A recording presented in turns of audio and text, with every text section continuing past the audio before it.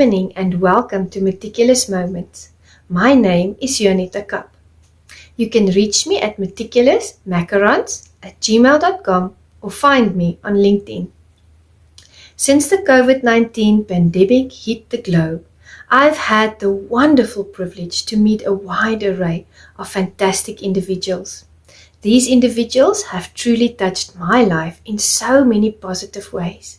Amongst this group of people, there are authors, public speakers, life coaches, poets, leaders, and visionaries. They are the unsung heroes of our time. Therefore, I decided to start the Meticulous Moments movement out of a sense of my gratitude. It is my way of giving back to the community. Let us share and reshare their stories in an effort to build a better society.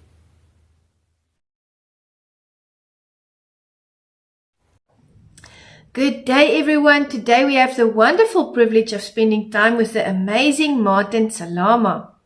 Martin Salama is known as the architect of the Warrior Life Code.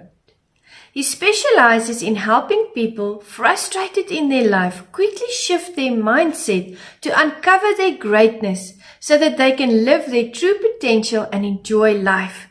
An example of what is achieved is a client like Roberta, who lost her six-figure job due to COVID and came to Martin depressed and felt very lost.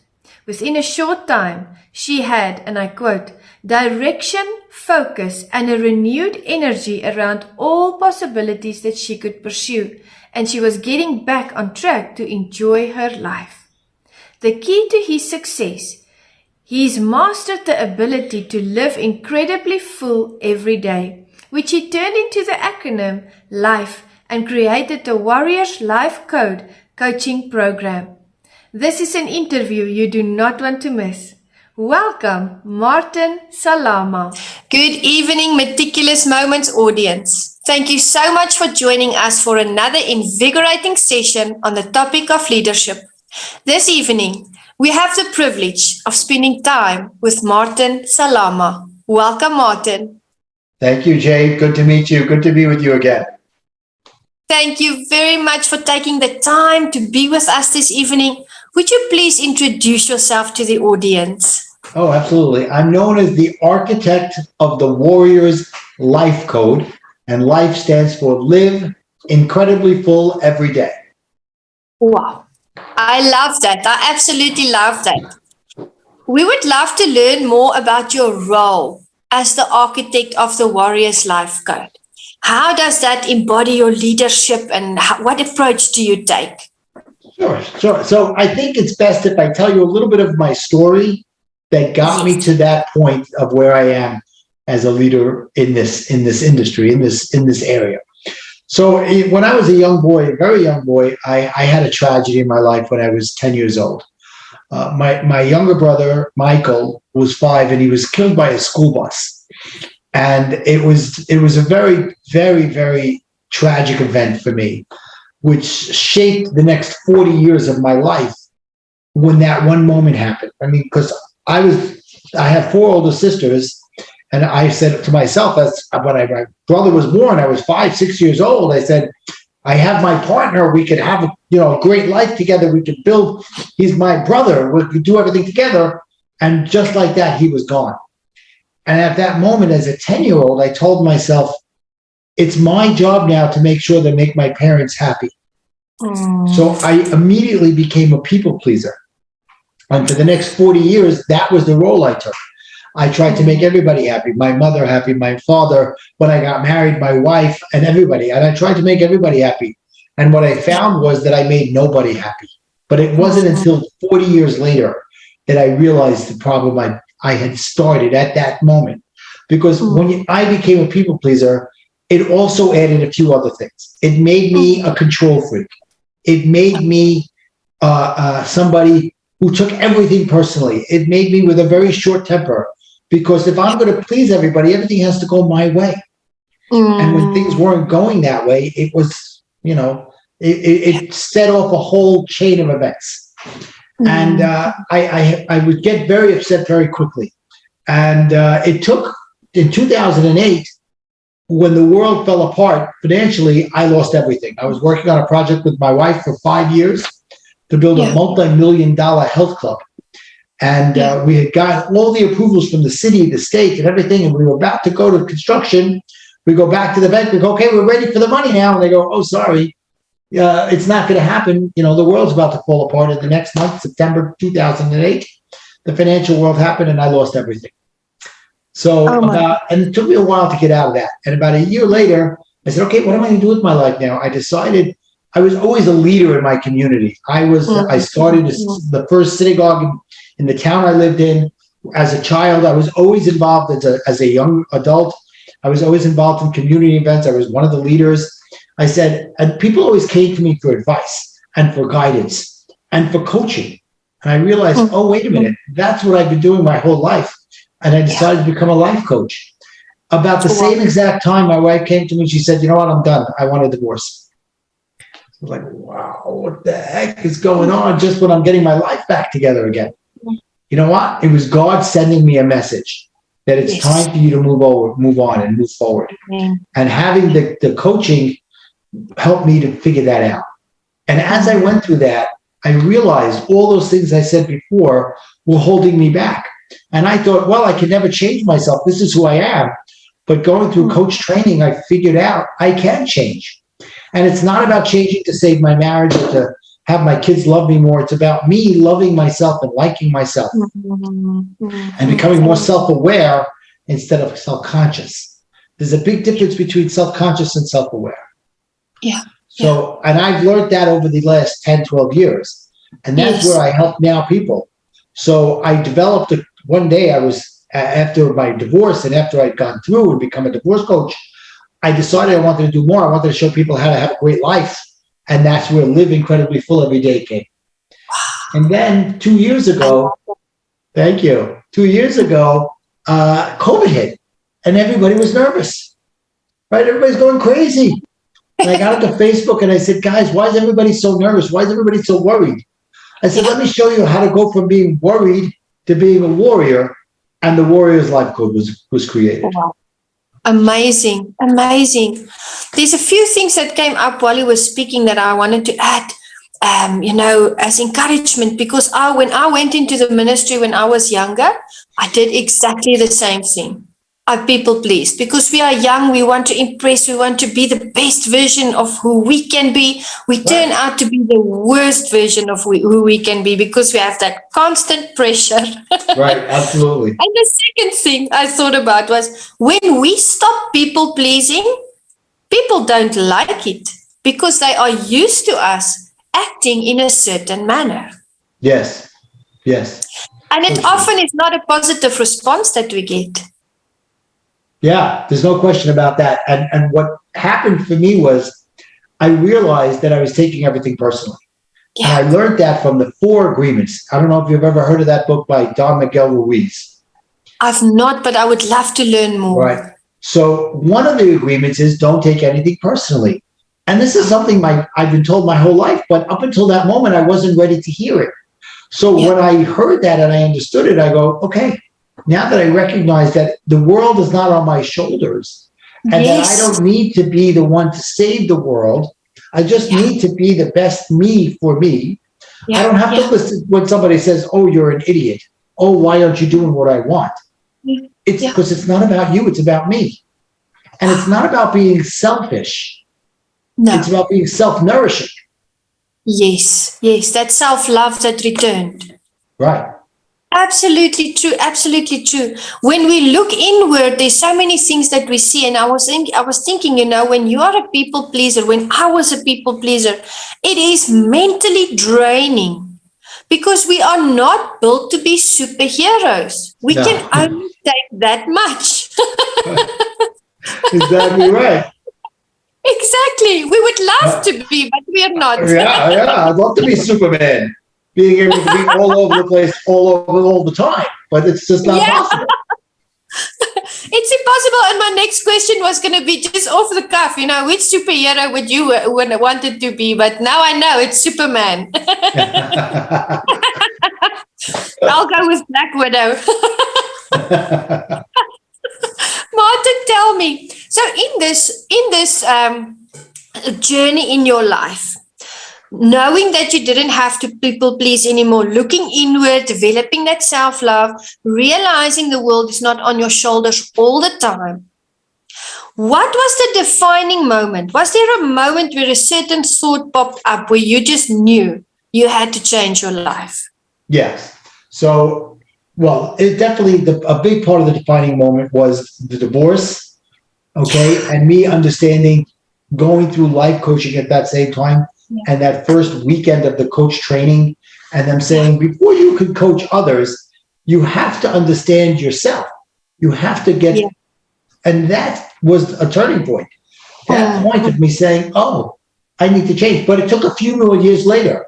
One day I was looking in the mirror, I'm coaching people, and I'm very happy coaching people, but I look in the mirror, I'm the heaviest I ever was in my life.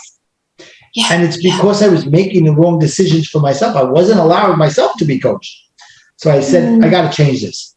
Right then and there, I went on a diet. I started exercising. I started reading better books. I started watching better videos and TV and whatever.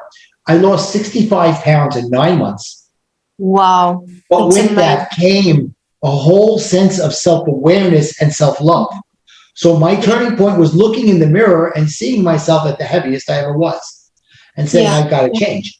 And what happened as a result, that's where this whole idea about a year later came about, of thinking about the word life and live incredibly full every day.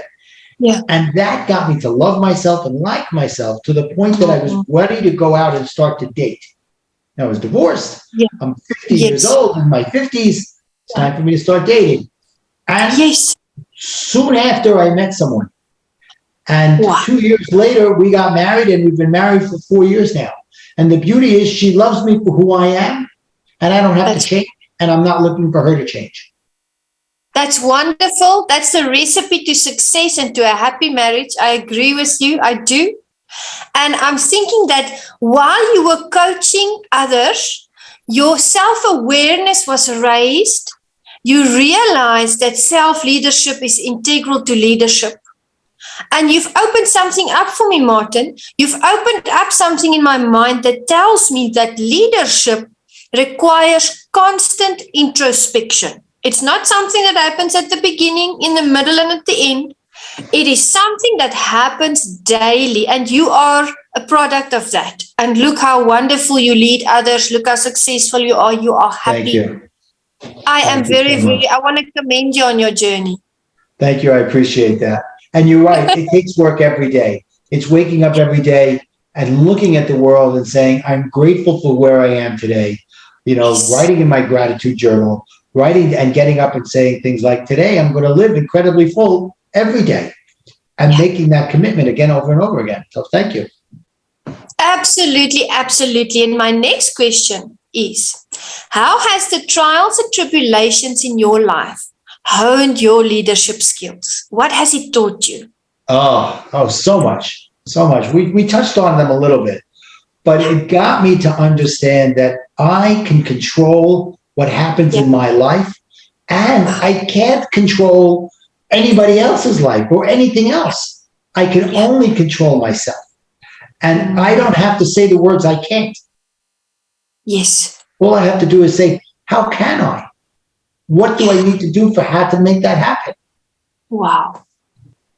I love that. I love that. Yes. We can't control others. We can control ourselves. When we try and control everything around us, and you've mentioned that earlier in the session, and I want to touch on that again, when we are people pleasers, we become control freaks. I can testify. That's how I was as well. Yeah, and because it's your job to make sure that everybody's happy. Yeah. So everything's got to go your way, or else it's not going to work. Yeah. If it's just a little bit tweaked, then we fall off the wagon. Right, exactly right. We used to. So what I tell people these days, I say, and they laugh, I say, I don't control the waves. I ride them. I don't control the waves. I don't try to. I ride them. I just let go. Yeah. And I stay fully in control of my thoughts and myself. But if there are things outside of my control, I'm not going to focus my energy there. I'm not going to waste my time. I'm going to focus on the things that I can look towards in the future and say, well, that is something that I can attain. And I think also important is not to set goals for ourselves because, people pleasers are overachievers. They want to overachieve all the time. Don't set goals for yourself that are too high. Don't set yourself up for disappointment. Right. What I do with my clients is I show them a way of setting goals that have results and actionable, vital behaviors that you have to do. And as we're going along, we check them over. And I go, when you're 75% to your goal, then we'll reset them to go higher because you've gone from 0 to 75. Now, before you get to 100, I don't want you to stop at 100. Let's move it to 125. Yes, absolutely. And you know what's coming up in my mind? The phrase, healthy leadership growth. Right. When we see goals like you teach them, it is healthy leadership growth. Otherwise, it's too fast. They can't handle it. And bam, there they go. They crash and burn. But exactly, you are teaching them healthy leadership growth. Exactly right. Yep. Absolutely. So what is it about leadership, Martin, that you especially enjoy? So, it's a very interesting question because I was writing something recently about leadership. And when I went to coach training, they said to us, whether you want to believe it or not, everybody is a leader. Everyone is a leader. Yeah. Right? And they go, okay, you don't believe it? Who leads your own life? Wow. Profound. Right? You lead your own life.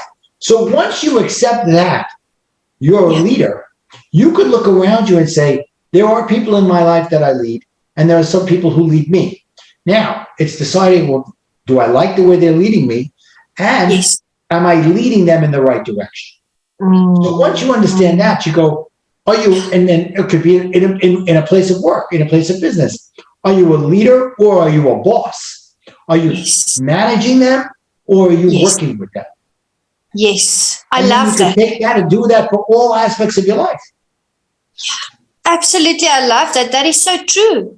That is so amazing. And when we work with people, we have to realize there is a responsibility, there is an accountability upon us because we are shaping lives. We are shaping other people's lives. So what I enjoy the most about leadership is the people. I love different types of people, and just meeting them on their level of leadership and also with their personalities. You will know, Martin, I'm sure you also apply different methods with different type personalities, 100%. Because people don't think in the same manner always.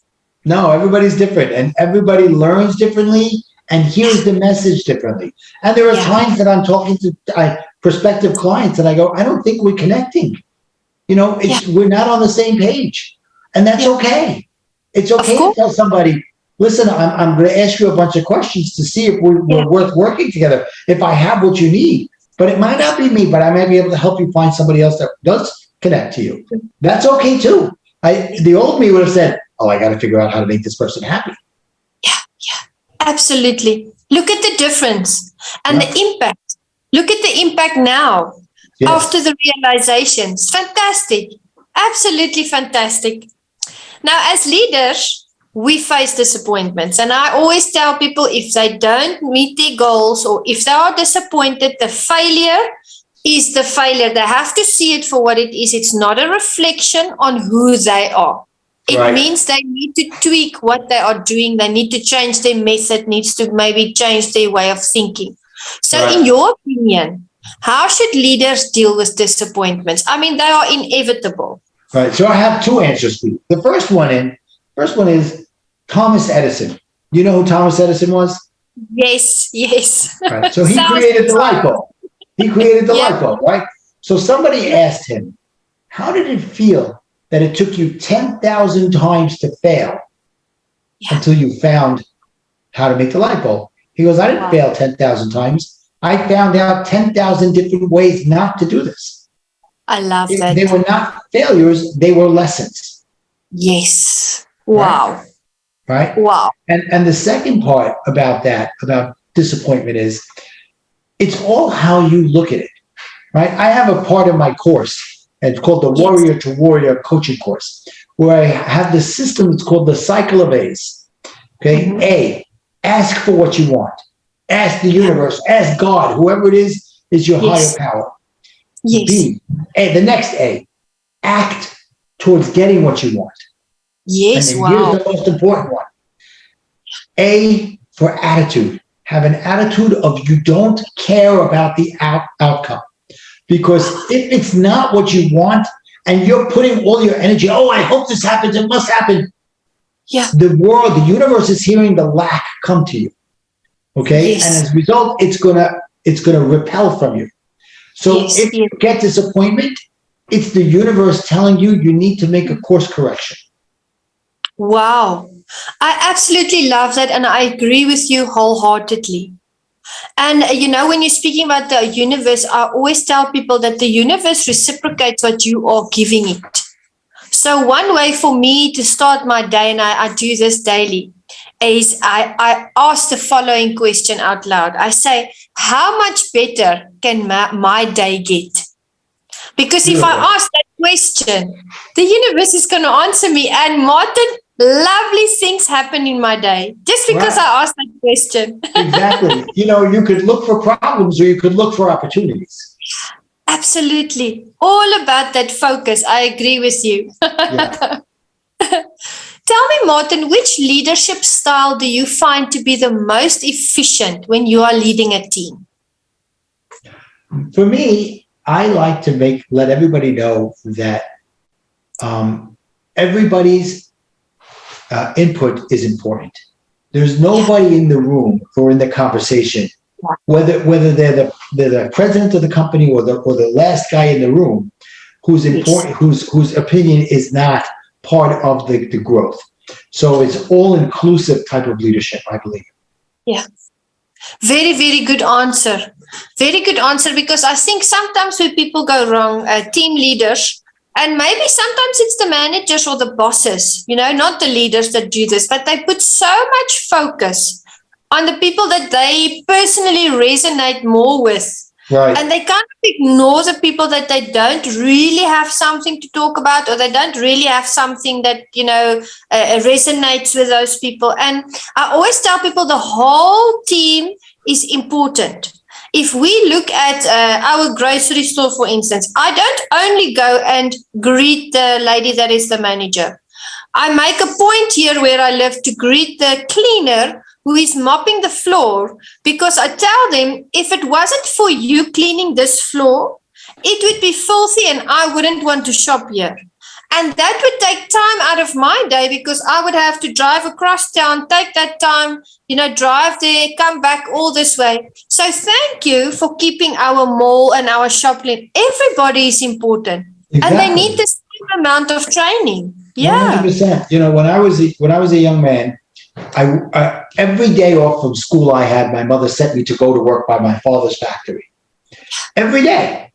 I can't go out of the house. Go with your dad. Go with your father. Go to work. And I would go there, and he would have me do some of the jobs, like sweeping, like putting together boxes, like cleaning the bathrooms. And he would say to me, do you know why I'm making you do this? He says, because one day you're going to have people that work for you, and you're going to tell them to do this job. And you can't ask them to do something that you haven't done yourself. Wow. So if you know how to clean the toilet and they don't listen to you, you can say, look, I'll clean it. But if I clean it, you're not working here anymore. And you'll see that I know how to clean it. I'm not asking you to do something I can't do or I won't do.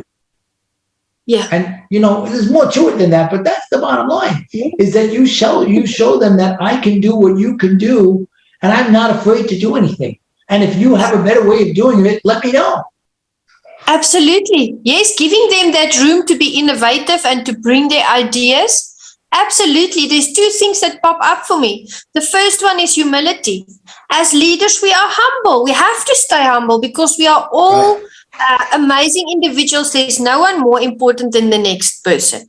And the second thing is we should lead by example. Sometimes we have to take, that toilet brush and the cleaning products, and we should clean those toilets and just set the example that we are leaders that will put the blood, sweat, and tears into a project. Exactly right. I'll tell you, I've cleaned many church toilets before, so I love that illustration because I see it in my mind's eye. Right. Martin, how often do you engage in personal and professional development activities? Oh my goodness. Pretty much every day. Pretty much Wow. every day. There's a few hours every day that I'm reading, or I'm looking to build my business, or I'm looking to help someone else build their business, or I'm coaching with people. And while I'm coaching, I'm learning myself. Because every client I have is going to teach me something I didn't know about them that might be something that's inside of me. Yeah, absolutely true. Definitely, we should stay proactive in this sense because, being a leader is a lifelong journey. Yes. Lifelong learning and development for us. The best teachers are the best students. Yeah, absolutely. I love that. The best teachers are the best students. I'm going to remember that. Sure. Should leaders be flexible, or should they stick to their set of protocols at all times? And what I mean by this is sometimes there is a situation where we are called to judge that situation by merit. How would you think, should a leader be flexible about something like that, or should they stick to their protocols? What would be the right way to approach a difficult decision? It's an interesting question because it all depends on the situation, of course. But there always has to be a certain amount of protocol. Yes. But with the protocol has to be the ability to be flexible. The ability to understand that things are changing, and that if you don't change and you keep to the old protocol, then you're in the back. You're left in the dust. Yeah. True. And you touched on COVID earlier, and it made me think about your level of adaptability. You have a high level of adaptability because instead of going with the whole crowd and sulking and, just being a couch potato and watching Netflix the whole COVID through, you said, well, now we're going to do this and this. Let me show you how to be a warrior, not a worrier. So adaptability for a leader, it's something that we have to have, especially in the time that we live in now. Absolutely. I talk about in my original coaching, I was in divorce recovery, helping people recover because that's what I went through, the emotional pains of divorce. Yeah. And I talked about being adaptable. And what I found was I told the story that after I got divorced, I moved from my home in New Jersey back to my neighborhood home where I grew up in New York. And my children would come every other weekend to visit with me. And I'm Orthodox Jewish, so Friday night we have Friday night meals, Shabbat dinner, and all that. And they said, Dad, we don't always want to go to your mom, to grandma, or to your sisters for dinner. We want to just hang out at home sometime. Yeah. So I said to them, okay, if you're patient with me while I learn how to cook, then we'll do that. So they were okay with that. And I learned how to cook, and I adapted to the things that I didn't know before. And now I love to cook. I love cooking the family. People they're like, oh, I'm afraid to invite you over. So, because you're cooking, my cooking is not as good as yours, Martin. It's okay. Well, maybe you can show me how to cook a few dishes over Zoom. Absolutely. It'd be my pleasure. So tell me, Martin, what is your favorite dish to cook? Just while we're on the topic. Over the last few years, I've gone into smoking meat. Oh, wow. Low and slow cooking. A lot of the dishes I like to cook, but to be honest, are Middle Eastern dishes because that's my background. I'm Middle Eastern. So many of the Middle Eastern dishes, I have a wonderful cookbook, and I've taken from there, and I've created dishes from that. One particular that I'm thinking of just off the top of my head is called chicken and spaghetti. We take chicken, we roast it, and then we add spaghetti and tomato paste and some spices to it and cook it all up together. It's just a fantastic dish. Well, now I'm definitely hungry. And I'm going to try that this weekend when I have time. Okay. Well, remind me, I'll send you the recipe. Okay. Thank you. I'd appreciate that. I'll send you photos and you can tell me if I did okay. You got it. Martin, please tell us more about your upcoming conference, the Entrepreneur's Abundant Life Summit.